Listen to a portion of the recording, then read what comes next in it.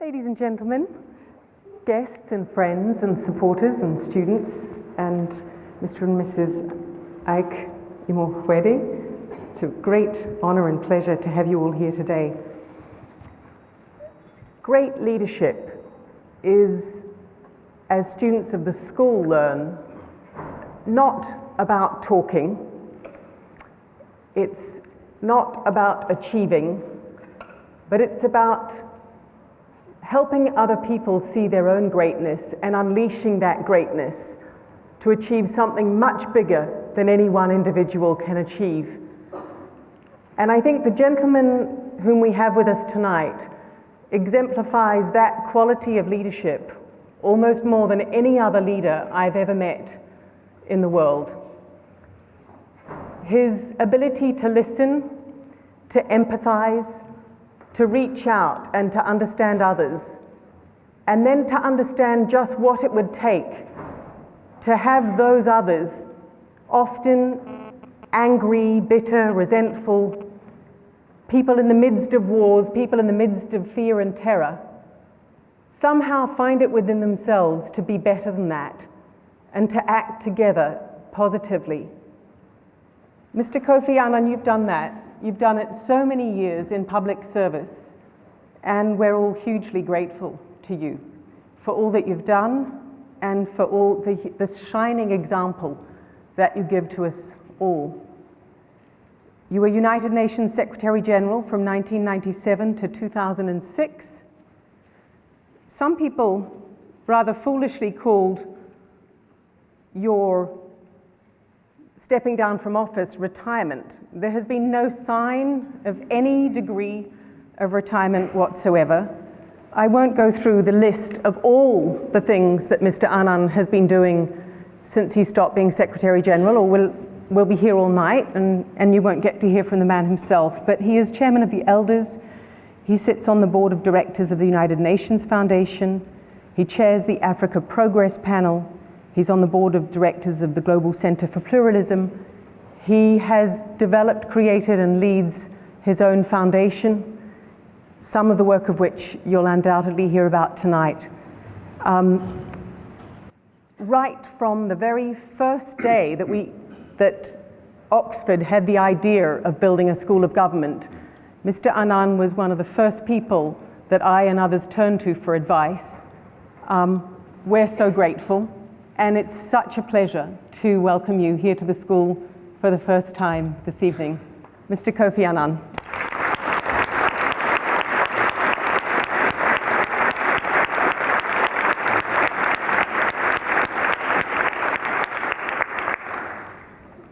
Thank you very much for that very warm welcome.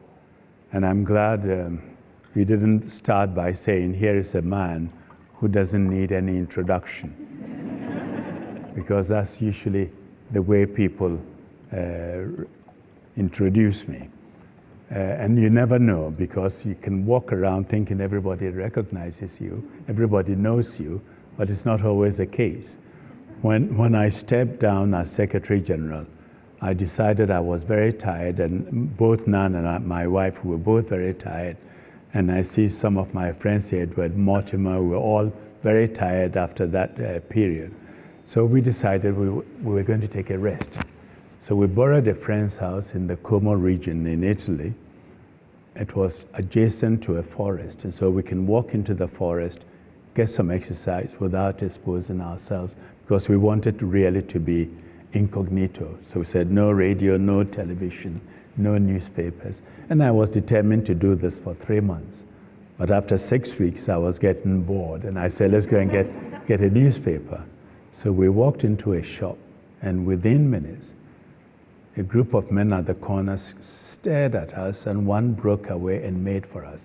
So I turned to my wife and said, we have 6 weeks to go, and we've broken our cover.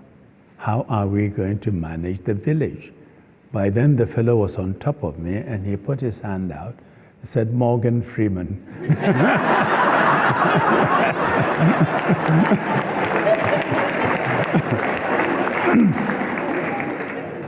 May I have an autograph? So I said, sure. So I signed K. Freeman. He was very happy. The security guys with us were very happy. And my wife said, and indeed, you are a free man. You are no longer the Secretary General. So one has to be careful. But as you've said, I haven't really stopped since I stepped down. I've been very busy with my own foundation, believing that a healthy democratic society has to be built on 3 pillars of peace and stability, sustainable development, rule of law, and respect for human rights. Because you cannot have a sustainable development if you don't have stability and peace. And you cannot have stability and peace if you do not have sustainable development for your people. And both have to be anchored on the rule of law and respect for human rights. And we've been pushing this idea, arguing that we need to help in whatever way we can to create a fairer and a more peaceful world. And when I look at the world today, people often ask me, is it better today than it was when you were Secretary General? The world has gone through lots of changes. We've seen lots of pressures. And I think, I'm sure each Secretary General perhaps will believe that his time was the worst, or his time. I mean, I went through some very difficult periods from Afghanistan through Iraq and other issues. But the Secretary General Ban's era, we're seeing lots of difficulties in the world today. When I look around the world today and look at the inequality, the gap between the rich and the poor, which is extending. When I look at the anger around the world where people feel that the social contract is broken, that they have no trust in leadership, political or corporate, that they believe leaders have not delivered what they had counted on. And in some ways, you can understand them. They grew up believing that their children will have better life than theirs. When you go to some parts of the US, they don't think that anymore. And when you look at some of the statistics which has come out, indicating that the income of the top 1% increased in the past 15 years by 34.5%, and the 99% had an increase of 0.4%. You can understand some of the frustrations that people are seeing. And I've had some incredible conversations with frustrated individuals. And of course, now we see politicians riding this anger into office, offering no programs, but building on the anger and getting lots of attention. We try to do a bit of what we can to improve governance. I'm very interested in elections with integrity, because even elections, which are supposed to be peaceful and democratic rotation of leadership, today it leads to conflicts, it leads to tensions. What can one do to help that situation? 5 years ago, we had a global commission on elections, democracy, and security, which really looked at this issue. In fact, one of the points we came up with was to indicate that too much money in politics hollows out democracy. And we used the US as an example of what one should not do. But of course, at this year's election, expectation is that each of the candidates will probably spend $2 billion in the fight to get to the White House. And when you look at what has happened, for example, in North Africa with the Arab awakening, where people took to the streets and changed governments, I think we were all, quite a lot of people were applauding that people have spoken. I was worried at that time, saying that we need to be careful not to keep cheering, because Egypt, for example, had a voting population of 45 million people. 2 million or less went into the streets, and the government was changed. By applauding, were we implying that the streets could be an alternative to elections. The streets could be alternative to parliament. We have to be careful what we seek. And of course, Egypt didn't turn out the way one thought it would. And so in fighting for elections with integrity, we have continued the work that was started by the Global Commission. And we now have a platform at the foundation called the Electoral Integrity Initiative. It's not an organization, it's a platform that brings all the election monitoring people together, from Carter Center, National Democratic Institute, UNDP, European Union, for us to discuss electoral challenges, looking down the line at elections coming up in the next 24 months, which ones are likely to be problematic, which ones we can help to steer right. And it was in that spirit, for example, that I was in Nigeria before the elections last year, where we, working with civil society, we brought the government, the president, and the candidates for the presidential candidates together to sign an agreement indicating they would not incite and they would accept the results of the elections. And I think the Nigerian elections went very well. The people were very keen to make sure they had a peaceful elections, and they did. And so we are working a lot on governance, and I hope those of you in this room who are getting good education hopefully would also enter public service and play your role to ensure that we do respect the rules. We establish rule of law, respect human rights, and build a society that is fair and equitable. I think I'll pause here and open it up for a conversation. Yeah.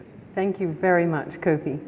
There's a number of Master of Public Policy students who have been thinking and preparing questions for Mr. Annan. And I'm going to invite some of you to ask your questions, but please feel free to throw any question. You've now heard Mr. Annan make some other comments, so please don't feel that you need to stick with your earlier questions. But can I ask Tanisha Myrie from Jamaica? Tanisha, hi. Thank you, Professor Woods. Mr. Annan? We'll just get a microphone down to you. Thank you, Professor Woods. Mr. Annan, thank you for sharing your insights with us. During your time as the UN Secretary General, you sought to strengthen the relationship between the civil society sector and the UN. Some, including the UN Special Rapporteur on the rights to freedom of peaceful assembly and association, would argue that this relationship is weakening. Evidenced, for example, by the persistent denial or delays in the granting of consultative status to select NGOs and civil society groups. Firstly, how should the civil society sector respond to this weakened relationship? And secondly, in light of the weak enforcement mechanisms under international law, do you think that there is a moral imperative or a moral obligation on states to refrain from ratifying international human rights conventions that they know that they are unwilling or unable to progressively work towards compliance? Thank you. Thank you. So two big questions, but the first one on civil society, really important. You were asking me, Mr. Annan was asking me earlier about students who are in the school, but for whom working for a particular government might be difficult. There might be few opportunities, or there might be ideological reasons. So what are the opportunities outside of government to bring change? And so I wonder if we could start with the civil society question and think also about that. Yeah, no, I think civil society and population and individuals have lots of power and influence if we use it properly. As Secretary General, I opened up the organization to bring in the private sector as well as civil society to play a role. And in fact, even during the Millennium Summit, we had a civil society summit bringing civil society leaders around the room. I did it for several reasons. The world was changing and the voice of the people and the civil society was important. But the other reason was the UN has such a huge mandate. We had a lot of things to do that we could not do alone without reaching out and working in partnership with other stakeholders, civil society, business, and other institutions. And I can give you examples of how we worked together. And I think when it comes to young people of today getting a good education like you have, I hope some of you will go into government and public service, but you shouldn't entirely rely on getting government jobs or joining the government. Civil society roles are important. You can also go to the private sector. I think if you open up the civil society sector as well as the private sector, you strengthen society. It is in those societies where governments control everything, where companies only look for government contracts to survive, where civil society feels intimidated, that governments get away with murder. But where you have stronger civil society, vibrant private sector, it introduces certain checks and balance that helps society, that serves society well. On the question of whether... On the United Nations, I think the question was whether you think it's closing off a bit to civil society. I'm not sure if it's close enough a bit to civil society. There was always a tension. Even when I decided to bring civil society, particularly the private sector, into the UN, some of the ambassadors were quite upset. They said this is an organization of member states. It was their organization. Who gave you the mandate to bring in a private sector in particular? And I said, look at your own charter. It starts with we the peoples. The peoples are out there, they are not in this glass building. And we have to go out and engage them. And we did open up a lot and worked with them. But I think it's not a question for civil society to say whether you are allowed in, whether it's being strengthened or weak. You have to assert your relevance and your influence and engage. I think if civil society is dynamic and engaged, the doors cannot close. Even when you take issues like climate change, yes, governments are playing an important role, but civil society and we as individuals have power.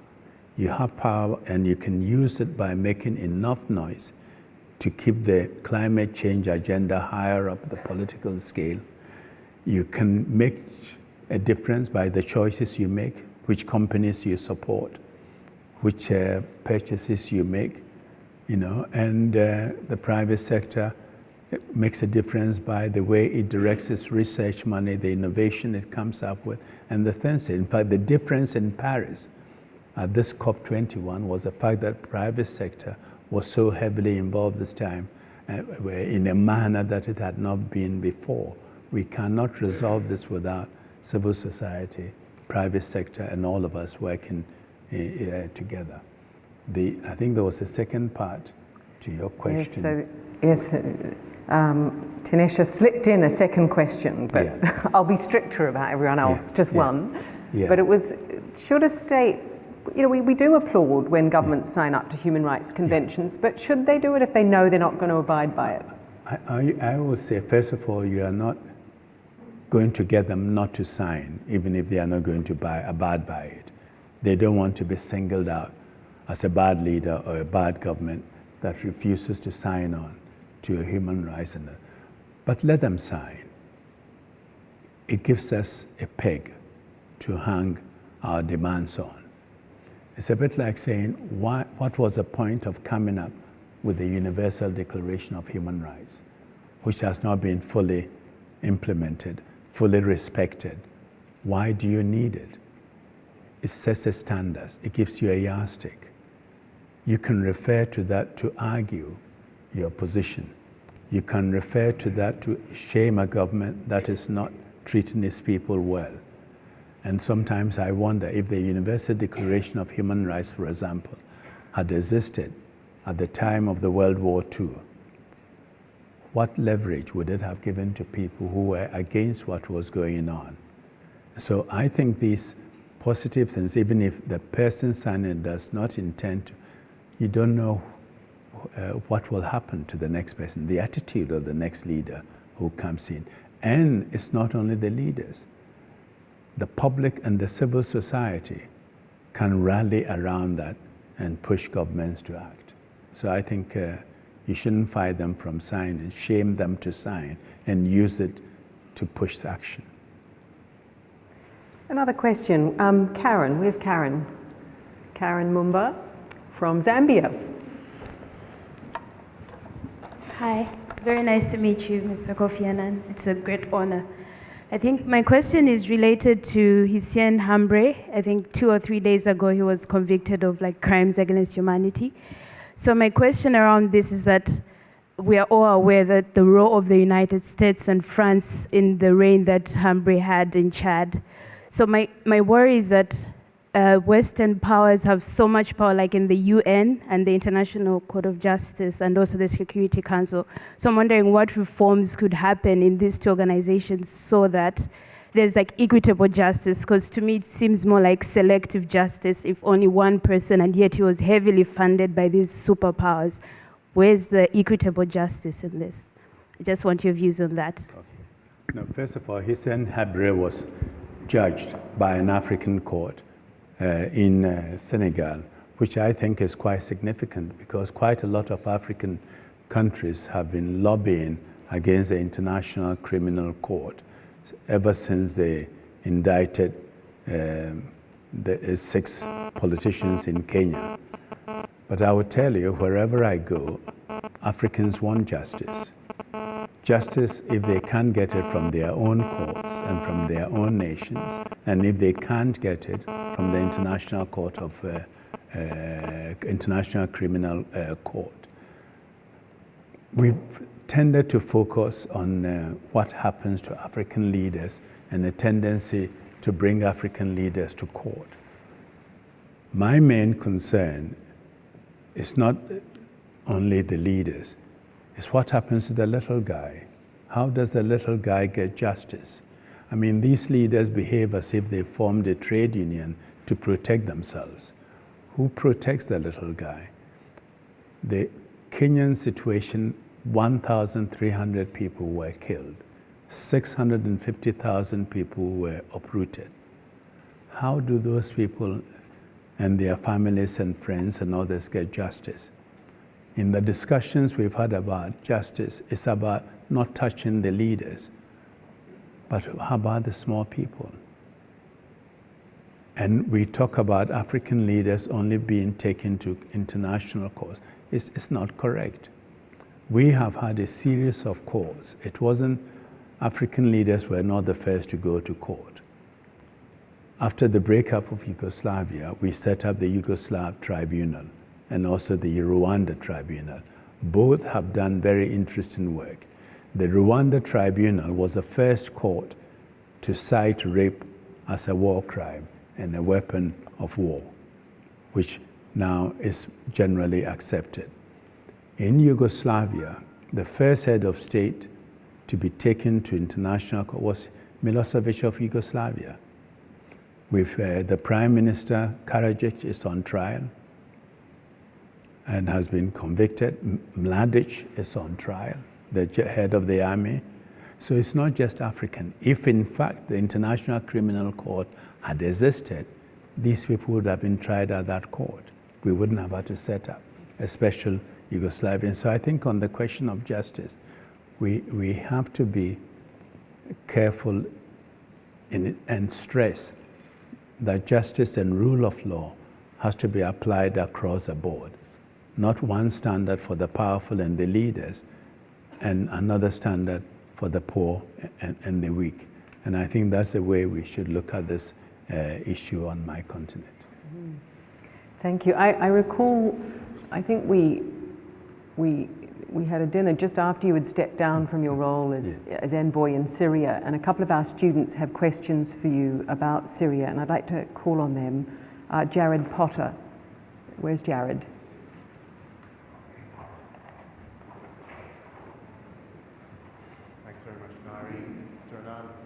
Closer. Get the mic closer.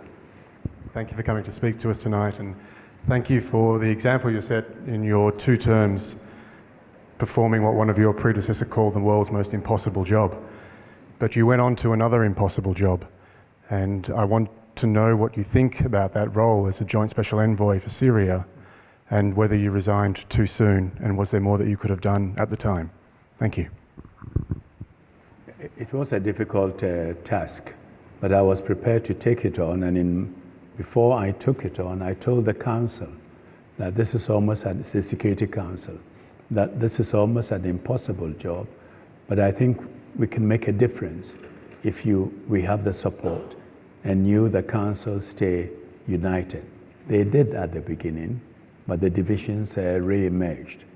It is very difficult to say no when you're asked to help in that situation. Even if you can save only one child or one woman, you try to do your best. It was interesting when I started. I wanted to build peace up from the bottom up, talking to the Syrian government and the supporters of the opposition. I came up with a 6-point plan, which required freeing of prisoners, allowing humanitarian supplies to go through, withdrawing heavy weapons from city centers and all that. But then I realized it was almost impossible to move from the bottom up because there were so many parties, so many groups on the ground. And the governments that I was relying upon, you had governments that were supporting these groups. Since you couldn't go to each of the 100 or so groups, you relied on those who were providing money and weapons. In other words, getting them to help you. That help wasn't coming. Then I decided that I will, instead of working from the ground up, I will start working with the key players, the puppeteers, if you wish, that get them to come together, that if we could get the 5 permanent members of the council, the regional powers, Saudi Arabia, Iran, Kuwait, Turkey. At that time, Egypt had its own problems, and so I didn't urge Egypt to come to Geneva to discuss this issue with me and for them to make a common cause, form a core group, accepting that we are all facing a common danger and that the only way they could solve it is to have a common framework and move ahead to implement it.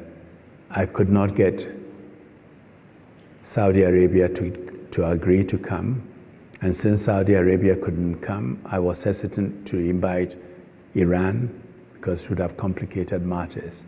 But we went ahead with the conference because I thought we had a good framework. And to represent the region, we brought in Iraq, Kuwait, and Qatar. Why these 3 countries? Iraq was the chair of the Syrian presidency of the Syrian group in the Arab League. Kuwait chaired the ministerial group, and Qatar chaired the Syrian committee. So they represented the region, and we got the Geneva Communique, which had in it a key paragraph which promoted the idea of a transitional government with full executive functions, and the Syrian people coming together to elect their next president. And I think when that was done, everybody signed on. We got the signature of the foreign ministers of the Permanent 5. I thought they would go to New York and build on that, and build on really resolving the Syrian problem. But they went to New York and continued fighting and pointing fingers and calling each other names. And then I realized that those who gave me the job did not want peace as much as I wanted it. And in these situations, the mediator can never want peace more than the council that gave him the mandate, no more than the protagonist. And when I resigned, I wanted my resignation to be a message that we should be serious. We were not handling the issue seriously. and Syria was burning, and we were sitting in New York fiddling.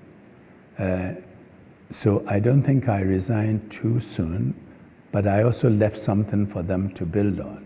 In fact, my staff were the collaborators who were working with me. And I said, well, we've pushed it as far as we can. They don't seem ready to move it to the next level. So I will step back, but I told them, tomorrow they will be where I am today. And I thought tomorrow was going to be a couple of months. The agreement was signed on the 30th of June, 2012. Unfortunately, tomorrow did not come till December 2015, when they met in Vienna and decided to build on the Geneva Communique of 2012. So I don't think I left too early. I have not left Syria behind. I follow it very closely. From time to time, people talk to me and seek my advice, but otherwise I'm not directly engaged. I know Rutenda. Where's Rutenda? Rutenda Shigora from Zimbabwe. You had a question about the principle at stake here. Would you like to put that? Rutenda will, the responsibility to protect. Yeah. So my question is about the principle of the responsibility to protect. I think that's one of the things that came out of your time, and you spoke about this extensively as Secretary General. My question is really about, I think maybe there's two questions in here, but it's about the principle. The first is a reflection on responsibility to protect in practice now versus 2005 when many of the countries signed on. And the real question for me is to say, you spoke about who protects the little guy. The question then becomes, who protects the little guy when those that have taken on the responsibility to protect fail to actually execute? How do we effectively mobilize those that are meant to be protecting when the government fails to protect its people for them to do what it is that they committed to do? First of all, I still support the responsibility to protect, the concept of responsibility to protect. Responsibility to protect, or the concept, the norm of responsibility to protect, in effect, puts responsibility also on those of us outside the theater of conflict. In the past, we could say it was an internal affair. We didn't want to cross the line of sovereignty. We didn't want to get involved. With the concept of responsibility to protect, we are being told that there are certain crimes that are so terrible that you cannot stand back and hide behind sovereignty and do nothing. And therefore, the concept, I think, puts responsibility on those of us outside the country of conflict to do something. Since the operation in Libya, the concept of responsibility to protect has been questioned. The Russians and the Chinese, who did not veto the concept, or did not veto the operation in Libya, felt that the mandate was stretched, that it was turned into regime change very quickly. So even when I was working on Syria and suggested arms embargo to make sure we don't allow arms into Syria, they said no. This will be another slippery slope, to be another Libya, and we are not going to allow that. People use Libya as an example of responsibility to protect, but I think that is a wrong example. In my own experience and view, the best example of responsibility to protect was Kenya. In Kenya, everyone worked together. Although I had a mandate from the African Union, I had the full support of the United Nations, of the European Union, of Russia. Everyone supported. The question of military intervention was never raised. We didn't even think of it. There were political and diplomatic pressures. There was a moment when US visas of certain Kenyan politicians were withdrawn. That withdrawal meant their wives couldn't go to the United States to shop. Their children couldn't go there to study, and those who were there risked their visas being withdrawn. And there were rumors that Switzerland and the European Union may do that. So people went around asking who was on the list, because the list was never released. Who was on the list, who is going to be next. And with that sort of pressure and collaboration, we were able to turn things around in Kenya. President Bush was in Tanzania with Miss Condi Rice. I spoke to him, I said, would Condi come and support the process? She flew into Nairobi, spoke to the mediators. Secretary General Ban was in Addis, he came in. So we pulled in everybody, and they also accepted that there was only one process in Kenya, which I was leading. And we didn't get into a situation where you have multiple mediators and multiple processes, and it worked. And as I said, military intervention was never raised, but the pressure was such that we got an agreement. And I think the credit also goes to the Kenyan people who were shocked by what happened, couldn't believe their neighbors can be that brutal, or society can be that brutal. And we worked very, very effectively with them. In fact, I met with the civil society almost every week, telling them every agreement we sign, I will release immediately. We are not going to make deals in the dark behind your back. This will be your agreement. You need to be involved and press for implementation. And that's how it happened. And I think this is the way we should try and help communities in difficulties. It doesn't always have to be by military intervention. And we need to ask a few more questions before we deploy military action. Would it make the situation worse? Is it going to solve the problem? What happens after the intervention? What happens after the military victory? How do we rebuild the nation? I think these questions should be asked and answered before we jump in.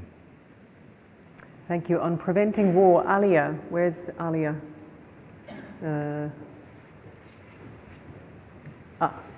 Alia Ahad from the MPP. Just your question on Iraq. Sure.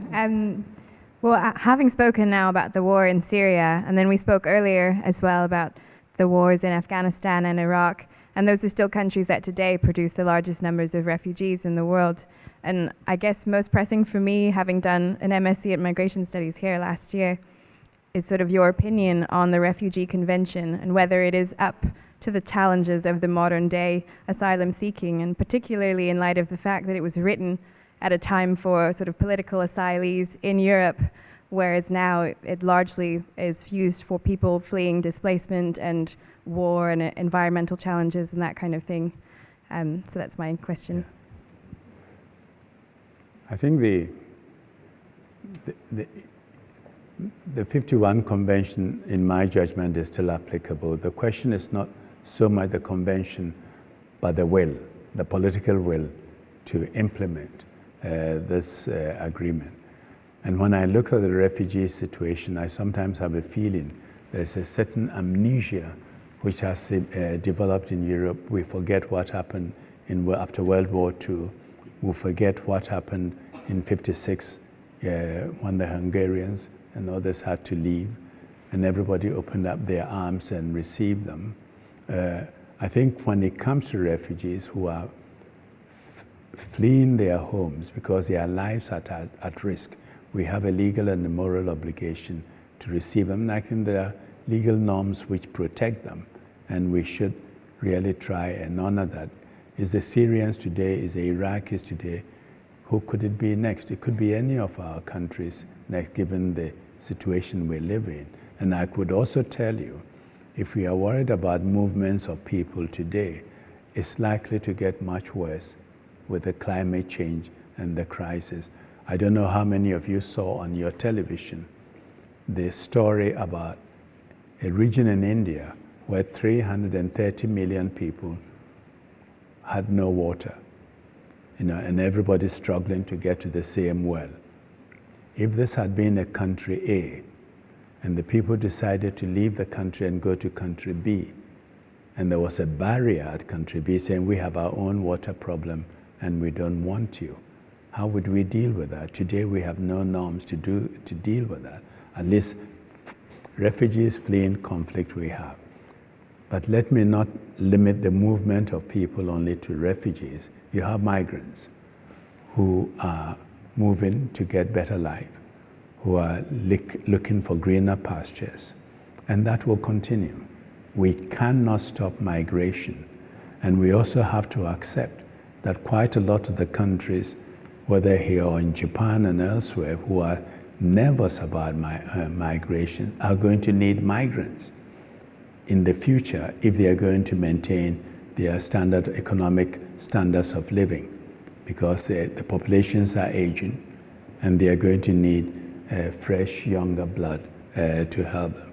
So my view is that we cannot stop migration or movement of people.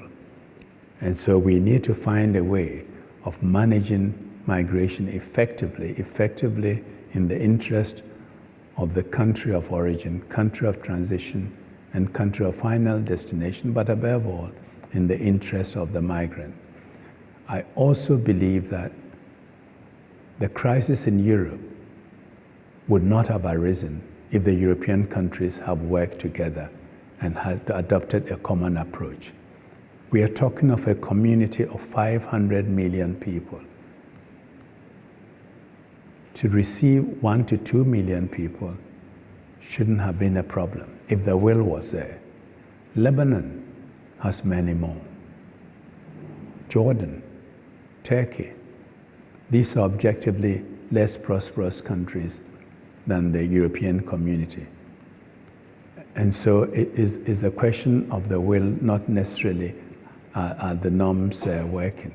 And I am disappointed that a crisis that should have united Europe has divided Europe so much. You know, Europe has been a standard bearer. They have had, they've been respected for their respect for rule of law, their moral standards, and the compassion and empathy they have shown in the past.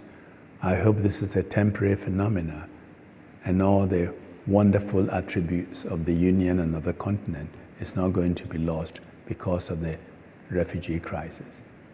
Can I follow up with you on that to ask, if governments should be opening their borders, European governments, and they're not doing so because they fear that they'll be immediately voted out of office or voted into Brexit or whatever, is that a failure of courage on the part of the governments, or is it a failure to reach out to their people in a different way? Where for you is the failure? I think it's failure of leadership. Failure of leadership in the sense that the mainstream politicians should be able to talk to their people directly, explain what is happening, and they need to have compassion and empathy and help, even if you don't put it on legal basis, morally to help them. But the mainstream politicians do not speak up. They tend to chase votes with the extreme right or extreme left, thinking that's where the votes are. People are not stupid. If one speaks and explains to them honestly and frankly and have an honest debate, I believe they will get it. But that doesn't happen. You know, here they tend to focus on UKIP. In France, they focus on the Le Pen group without really putting forward an alternative vision and why we should stand up to protect and help these people. And so it is that crisis of leadership and lack of courage that compounds the problems that we face. Obviously, in difficult economic situations, there's this tendency for people to think the outsiders are coming to take our jobs. In the first place, often the outsiders do the jobs the locals don't want to do anyway. And besides, the migrants come with energy and entrepreneurial spirit. I mean, statistics indicate that 40% of Fortune 500 companies are created by immigrants or their descendants. And this is a fact. They can bring dynamism to society. One of my favorite posters on refugee was, he saw a picture of a gentleman with a sack of clothes over his shoulder. We used it when I was with High Commission for Refugees. And the text was, a sack of clothes is not the only thing a refugee, is not the only thing a refugee comes with. And you look closely and the picture is Einstein. And under it is saying that Einstein was also a refugee. You never know what you're keeping out and what you're keeping in, you know. Thank you very much. Jose Puyana from Colombia. There he is. Jose, your question.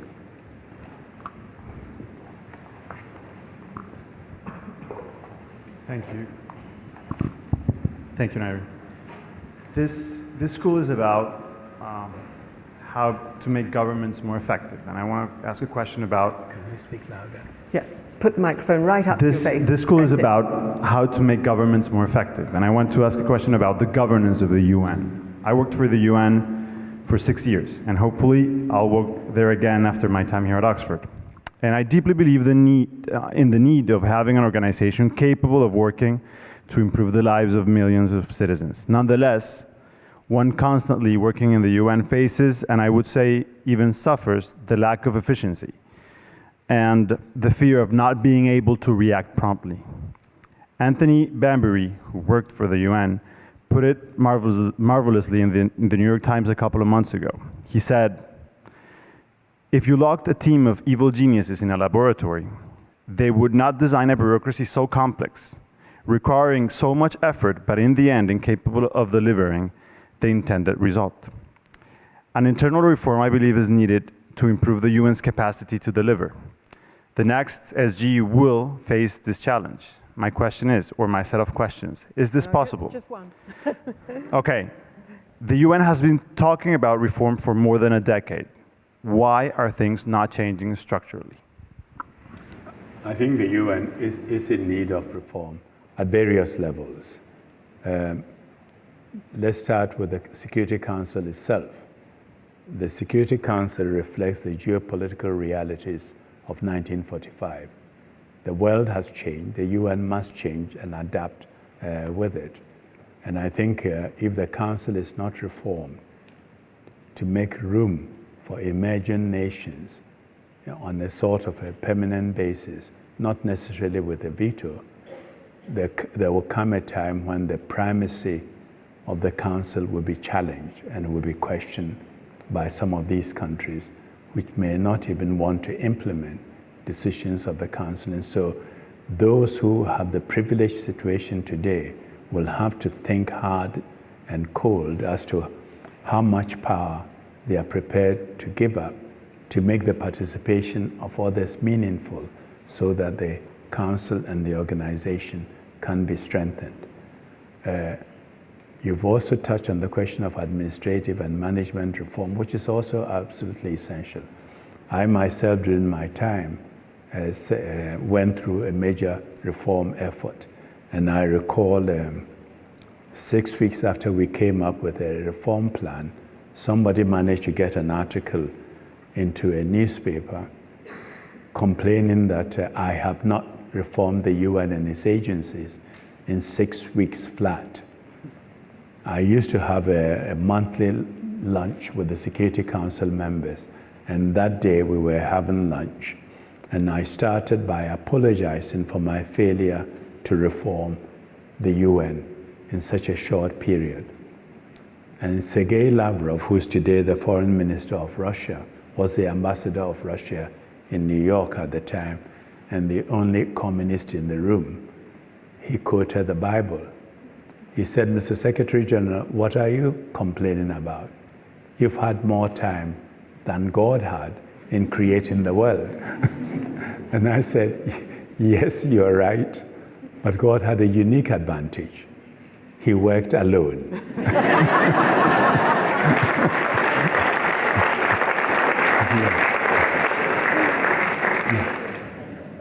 Obviously, reform is a process and not an event.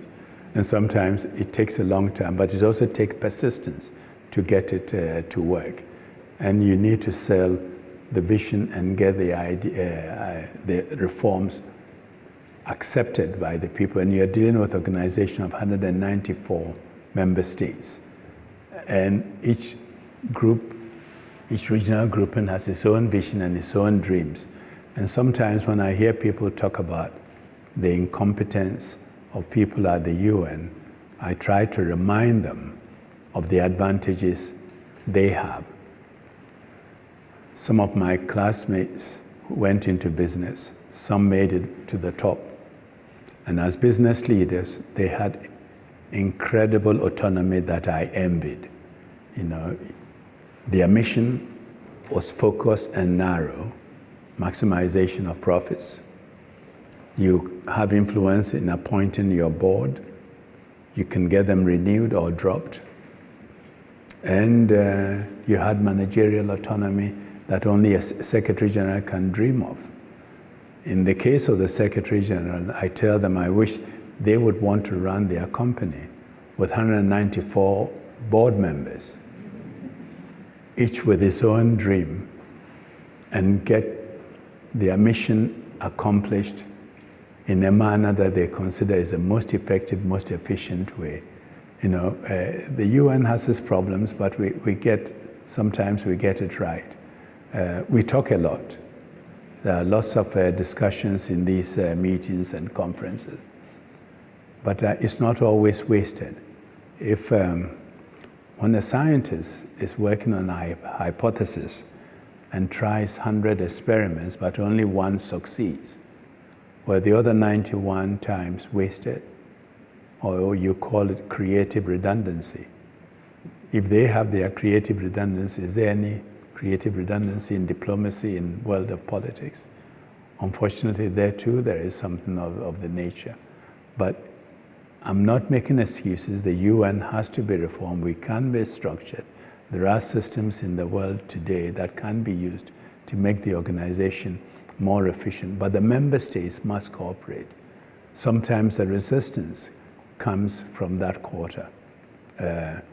We can talk about UN not being effective, for example, in delivering humanitarian assistance. And yet, when they make an appeal and say that there's a crisis in country A, and I need $100 million to help, sometimes they get as little as 10 million. But when things go wrong, they say the UN failed. We don't mention the countries. We don't mention those who could have made the resources available, those who gave the mandate and didn't follow through with commensurate resources. And so let's try and make the UN more effective, let's reform it, but both from the side of the member states as well as the Secretariat. And there are some wonderful people working in the organization. We have our passengers too. In all organizations, you have passengers and you have those who make the trains work. What you try to do is to make sure the balance is not weighed on the wrong side. But I agree with you that reform is required. And the next Secretary General, she will have a tough job moving this one. Kofi, I wonder if you've got any advice, not just for Jose, but for others in the room who are going to go back to work in the United Nations system. And they're either asked to do, magically, you did always seem to get things done. Not, obviously as Secretary General, perhaps it's easier, but before you were Secretary General, you got things done. Do you have advice, when they go back to their job and they're either told to do something which they know is useless and futile, or they try to do something and the passengers that they have to work with keep getting in the way. So what's your advice? Yeah, I think my advice would be, if you're given an assignment, think it through and analyze what contribution you can make and how long it will take you to make that contribution. I did that constantly in my career. If I get a new assignment, I look at it and analyze it and ask myself, what contribution can I make? How much time would it take? And once I feel I have made that contribution, I'm ready to move on. I'm ready to move on to a new assignment. And I went through the same exercise in that assignment. And I think as difficult as it is, if you are creative, you can find a way around some of these and get the others to move with you. Basically discussing with them and saying, don't you think it's better if we did it this way, if we approached it this way? If you approach it with an open mind, collaborative spirit, rather than you are wrong, let me tell you, let me show you, you are not going to get anywhere. And I think you have to be strict with yourself and also try to get others to go along with you. But the main thing is to define the task that you've been given in a practical and a sensible manner. And sometimes, even if it's a bit silly, you can implement it and define it in a sensible way that the individual who gave you that silly assignment will feel very proud and think he gave you a really wonderful piece. Even at the level of Secretary General, you sometimes get impossible mandate from the Security Council. And we will sit and try to analyze it with my senior staff and say, this is crazy, we can't do anything about this. And we will discuss, but eventually you find a way of breaking it down into manageable chunks or giving it practical and functional interpretation and moving forward, not letting the words, getting lost in the words of the language of the resolution or some of the contradictions. You can bring meaning to it and go back and tell them how you've managed to, with the staff working hard, implemented their wonderful mandate and the resolution, and everybody is happy. You can cross your mind and say, this is impossible, but then you make matters worse. So you have to find a way of making it happen despite the odds. Let me open it up now to other questions. There were other MPPs, but I think we've covered a lot of those questions. Yes, over here. Do introduce yourself. Thank you very much for your time. My name is Zina Agra. I'm a Kennedy Scholar at Harvard doing Middle Eastern Studies. I have a question about Israel-Palestine. I know you've touched upon Syria and other Middle Eastern countries. Sorry, can you hear me? Yeah, Israel-Palestine. So despite tensions between Ban Ki-moon and Netanyahu recently, in large part thanks to the US veto, Israel has received a level of immunity from the UN. I was wondering, moving forward, especially with regards to the failing two-state solution, what do you think the UN role is in resolving the conflict? Thank you. There's an easy one. Yeah. That has been a difficult and a long-standing issue. Speaking honestly, today I don't see any prospects. There has been no movement on the Israeli-Palestinian issue for so long, and the position of the parties are such that I don't see any movement. The Palestinian side is divided. They would want peace process. We talk of a peace process which really doesn't exist. We have an Israeli government that is bent on expanding settlements, that has become more right-wing with the reshuffling of the government at the moment recently.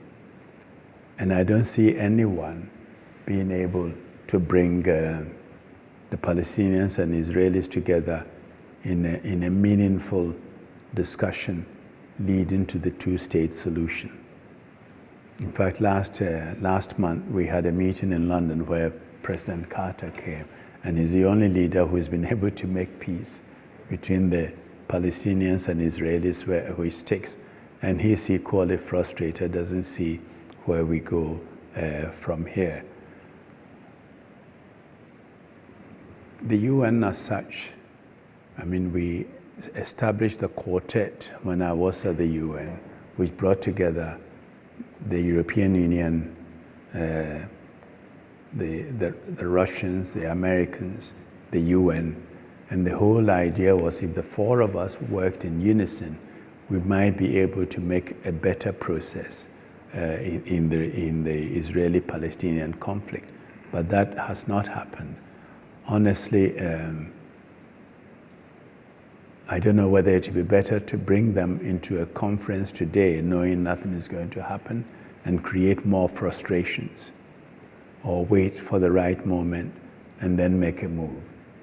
I really don't know anymore. Thank you. Thank you. Other questions? If we can bring the microphone, we've got some up here. So there, yeah. Oh, okay, yep. Thank you so much for your insight. Cool. My name is Kishan Patel, and I'm an MPhil and International Relations student here at Oxford. So during your time as Secretary General, you advocated for and saw the creation of the UN Peacebuilding Commission. And given the recent report by the advisory group of experts on the review of the peacebuilding architecture, what reforms do you think are needed, are necessary for the Peacebuilding Commission to become more effective at conflict prevention, given that the report called for not only a look at a reevaluation of the architecture itself, but also about the process of peacebuilding? Now, is that an exam question or a thesis question? Thanks. No, I think the whole idea of the Peacebuilding Commission was to force the member states to look beyond the conflict, because there was a tendency to look at the conflict, intervene, and pull back. But the actions we take after the guns have been silenced, after the conflict, is even more important in helping build societies. And if you're going to do that, there has to be a common understanding and a common vision for those involved, both the country concerned and those providing the money and the resources. And to understand that it's a long-term process, and they have to find a way of making sure the resources are available. Because sometimes we go in and the resources may be available for a year or two for a process that naturally should take 15, 20 years. I'm not implying that all the money should come from the governments that are supporting, but it can be structured in such a way that resources can be raised. The other problem you have is sometimes you may have to encourage those from the diaspora to go back home and help rebuild. Take Syria today. Some of the most dynamic and young people are leaving, they're out of Syria. If the war were to end tomorrow and you decided to rebuild the state and peacebuilding commission got in, what steps should be taken to bring back these dynamic Syrians to help rebuild their countries? How much effort do we put into that? Do we even think about that? And what measures should be put in place to attract them to come and help rebuild their place, and making sure that the material and the resources are there, not for the first year, but in a continuous sort of way. So apart from the structural and organizational aspects, the question of resources, means of raising risk, and coming up with systems that sustains the flow of resources for reconstruction is extremely important. Thank you. I think we've got time just for maybe one or two more questions, so we'll just take two more. One up here. I think your Kenyan friend wants that. Yes. Thank you so much. Ooh, sorry. Do introduce yourself. My name is Fadai Madingira. I'm an MPP student here from Zimbabwe. Just really wanted to thank you for being here. I think your persistence at wanting to listen and to talk and bring stakeholders to the table is an example of what I think is exemplary African leadership. So thank you so much. My question refers to the Liberal Peacebuilding Project, whether you feel it has been a success or a failure, and what you think the biggest failure of the project has been. Fadzai, just for the whole audience, what do you mean by Liberal Peacebuilding Project? Can I bring in a friend of mine who's actually asked me to assist with this, Saham Aref? Okay, this is a team question. Sorry. Hi, my name is Siham. I'm from South Africa, and I'm doing a master's in international development. This was actually my sneaky way of asking you a question, so I'm sorry. Basically, what you think the failures of the liberal peace-building project is, so creating liberal, market-driven democracies. Do you think it's been a success or a failure? Do you mean when we've created all these liberal democracies, they've gone and they've had elections and now they're at war? Yeah, and now, well, and especially you have to build a state that has a liberal market instead of sort of a more sort of leftist, centralized market. You have an example do you have an example to give us of the leftist, centralized system? Well, I'm just sort of speaking about communist-style, Soviet-style centralization as opposed to American-style liberalism. No, it's an interesting question you raise because today almost every government, except a handful, claim to be governing by democratic principles. Only 11 out of all the countries in the world have not held elections for some time. And so it's not a question of somebody even imposing it on them. The people demand elections. The people demand a say in how they are governed and by whom. And even dictators have managed to accept that elections are necessary, and they sometimes game it to be able to stay in power, pretending they're going through elections. But today, when you look at what is happening around the world, when we talked about the North African situation, we've looked at situations in Burkina Faso and others. I don't see any society where the population, particularly the young, will accept that you don't have what you describe as liberal democratic society. And I think by that you mean you have elections, you aim for free market economic system, and there are checks and balances on the government.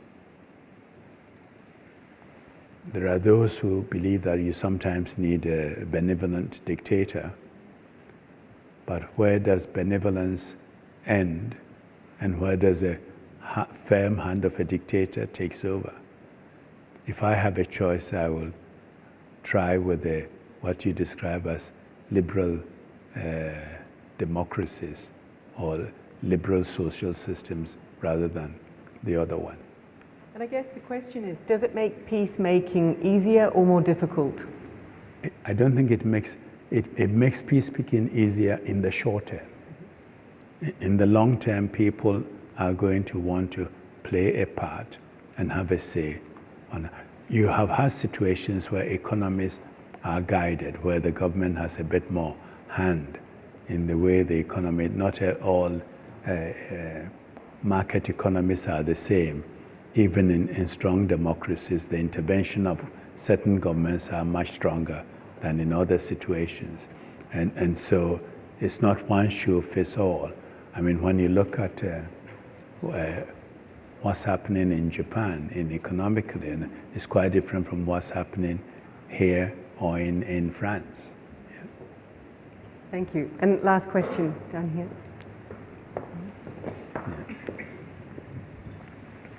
My name is Mohammed Mercy, and I'm a friend of the school. And I would like to thank Mr. Annan and Ngaire for an amazing afternoon here. My question is this. Albert Einstein said that the Fourth World War would be fought with sticks and stones. And that was way back in 1945, because he anticipated that the Third World War, if there was one to happen, would be a nuclear war.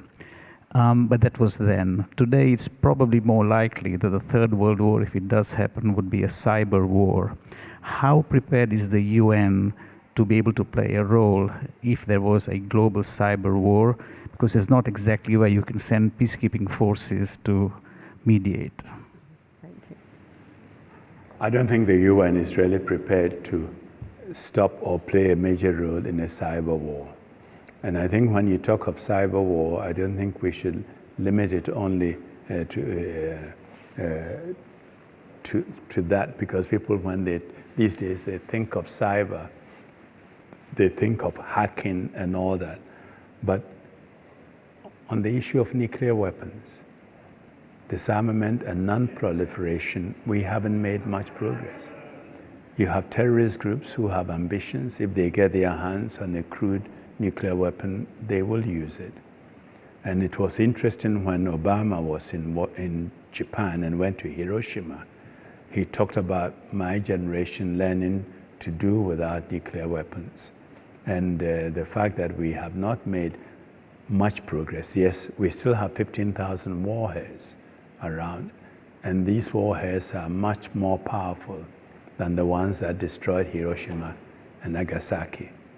And so the threat is still there, and if somebody were to get a virus into a nuclear system, we all have a problem. So you are raising a very serious issue, and I'm really not sure the UN is equipped to do it. The only way we can assure these things is for governments to be absolutely responsible, to honor the commitments they've made, to disarm, and to ensure we have no proliferation. But apart from, and this is where the nuclear powers have an important role, a responsibility actually. They have not disarmed. In fact, there's vertical proliferation, making their weapons more and more powerful and getting others to disarm or not to get into the area at all. Many more countries have given up not aiming for nuclear weapons than one had expected. And in fact, the risk you raise is interesting. There was exchange of letters between Khrushchev and John F. Kennedy on this issue of nuclear weapons when they were trying to work out an agreement. And Khrushchev, you wouldn't expect this, wrote a sentence which was quite powerful. Said, if we were to have a nuclear war, the living would envy the dead. So let's pray we never get there. And as I say, UN has no capacity to deal with this. Thank you. A sobering note. Ladies and gentlemen, in a moment, after we have thanked Mr. Annan, I'd like to make a rather special announcement. So I would like to invite you now to stay with us and not to leap up and run around while you applaud. But first, let me, on behalf of everybody, thank Mr. Annan for just a spellbinding discussion. Thank you.